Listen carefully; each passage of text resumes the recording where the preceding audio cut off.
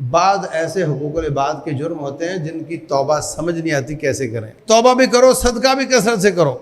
मसलन गन्ने वाली ट्रॉली से गन्ना खींचा है, कैसे वापस करोगे उसको? बिजली के मीटर से बिजली चोरी की है, आप समझते हो हमने हुकूमत की चोरी की है? नहीं नहीं, आपने पड़ोसी की चोरी की है। क्योंकि वाबरा वाले तो पूरे गांव की जितनी कंजम्पशन है, जितना उन पे बिजली खर्च हुई है, वो उसका बिल पूरा वसूल करेंगे। चोरी आपने की है ना, तो किसी और पे डाल देंगे, लेकिन वो खसारा नहीं पाते अपने आप। तो आपने जो मीटर चोरी किया वो पड़ोसी का किया है, और वो आपकी चोरी सारे गांव पर तकसीम कर दी गई है। किस किस को वापस करोगे और कैसे जानोगे कि मैंने किसके कितने देने हैं?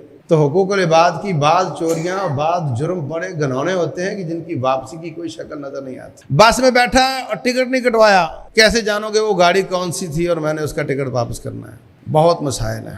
तो ऐसी सूरत में तौबा करते चले जाओ, करते चले जाओ, रोते रहो, गिड़गिड़ाते रहो और सदका भी करते रहो, ताकि क़यामत वाले दिन उनको देने के लिए आपके पास कुछ पूंजी हो।